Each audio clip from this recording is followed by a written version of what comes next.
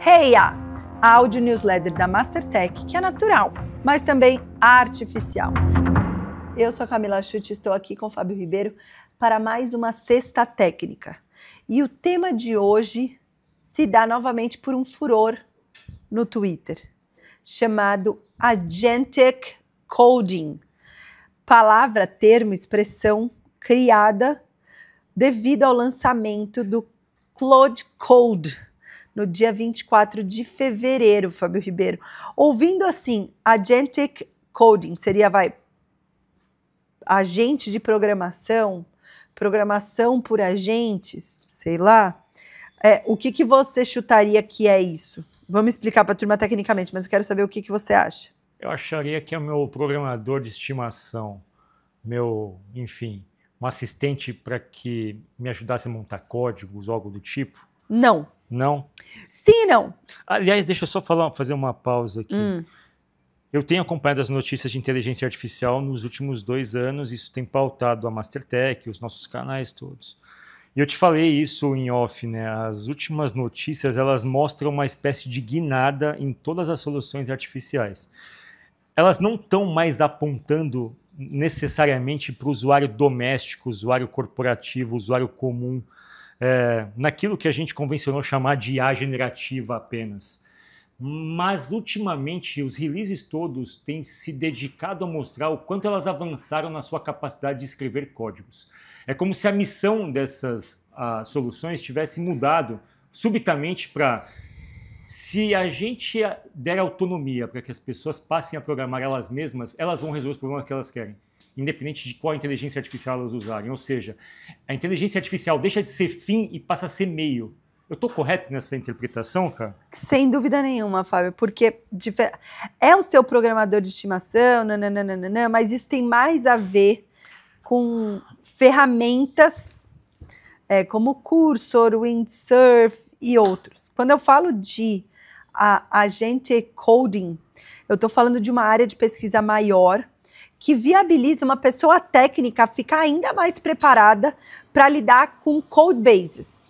Se tem um dilema, Fábio Ribeiro, na nossa vida de programador e programadora, é lidar com código que não foi você que escreveu. Deixa isso mais claro para a gente. Então, para quem não é programador, o que você está dizendo exatamente com esse monte de sigla? Parece que a gente fica muito mais tempo escrevendo código do que lendo, mas na verdade é bem ao contrário.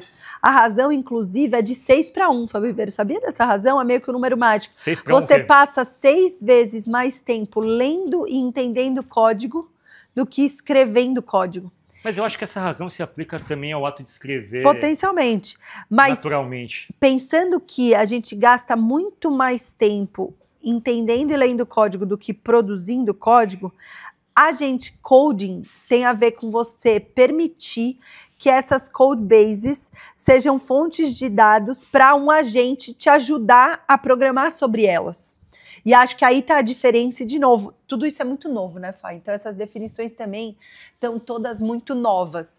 Quando eu penso em Vibe Coding, por exemplo, que foi o tema da nossa última Sexta Técnica, eu estou trabalhando AI para produzir código. Quando eu falo de Agentic Coding, eu estou muito mais preocupado em ajudar as pessoas a entender códigos pregressos, a viabilizar essa automatização de tomada de decisão, de bugs. Então, vou dar um exemplo. Por que tá todo mundo se acotovelando com o lançamento do Claude Code? Porque você consegue instalar uma linha de código. Essa é uma das funcionalidades, tá?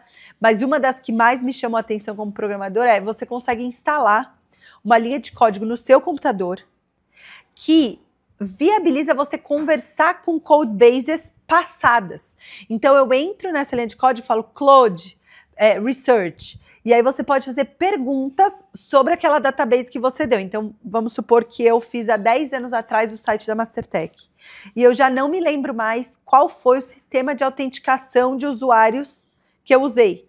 Eu posso ir lá e perguntar: me esclarece, por favor, qual que é o sistema de autenticação do site da Mastertech.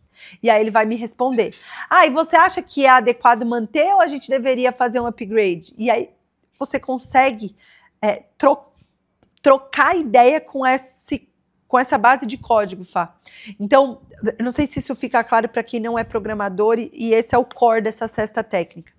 A gente tem duas grandes atividades no universo da engenharia de software. Uma, entender arquiteturas e códigos escritos anteriormente. A outra, produzir códigos para aquilo que a gente quer fazer, que a ferramenta faça, certo?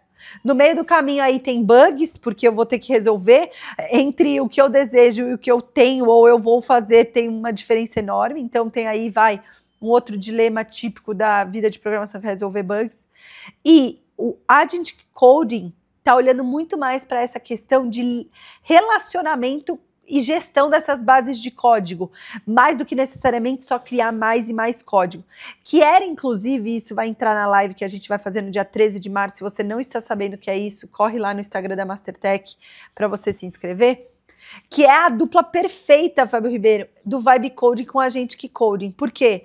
Se eu consigo gerar código já estruturado para as necessidades que eu tenho, e eu consigo conversar com ele para seguir trabalhando num alto nível, sem a necessidade de programar, resolver bugs, discutir caminhos, entender decisões, eu viabilizo uma escalada desse tipo de programação muito maior, porque uma pessoa que não é técnica, que conseguiu fazer um site com bom prompt, usando uma dessas ferramentas, se relacionar com o código do IA muito.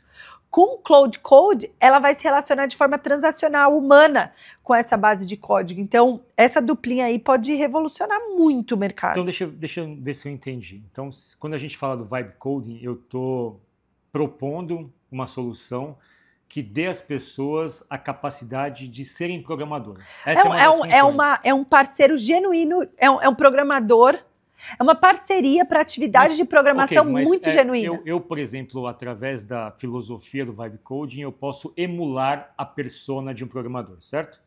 O que você está me dizendo é que o Cloud Code, nessa sua aplicação, ele permite que eu também emule as funções de arquiteto e engenheiro de software? De QA. Por exemplo. Ou seja, eu não sou só um programador, mas eu consigo ir além disso. Eu consigo entender como aquela arquitetura foi montada, eu consigo entender se aquele é o código consigo mais rodar eficiente. testes. Eu substituo o tester, o QA. Não é uma substituição clara e simples, mas você consegue, sem grandes dificuldades técnicas ou necessidade de conhecimentos profundos, emular essas atividades de tester e QA. Só dando para quem não é da área técnica a percepção do que a gente está falando. É como se eu estivesse dizendo o seguinte: imagina uma carreira de programação, certo? Você começa como programador e você responde a quem nessa hierarquia? A um engenheiro de software. Esse engenheiro de software é par de um arquiteto de software e assim por diante. A gente tem uma hierarquia de funções. Quanto mais altas, elas são mais especialistas, mais técnicas, mais decisivas e mais estratégicas.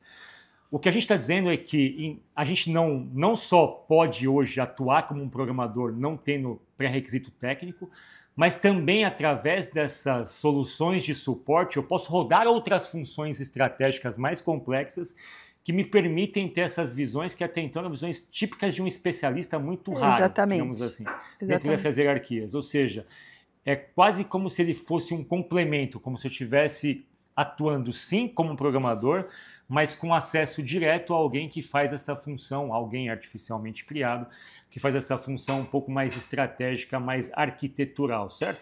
Exato. Então, assim, na minha cabeça eu começo a ver... Porque tem uma pergunta que vira e mexe, bate no meu Instagram, ou amigos, assim.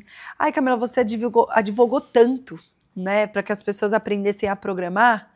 Você ainda acha que é tão importante saber programar? Eu acho. E aí, a minha resposta é sempre, nunca foi tão importante aprender a programar o básico, Fá. Por quê?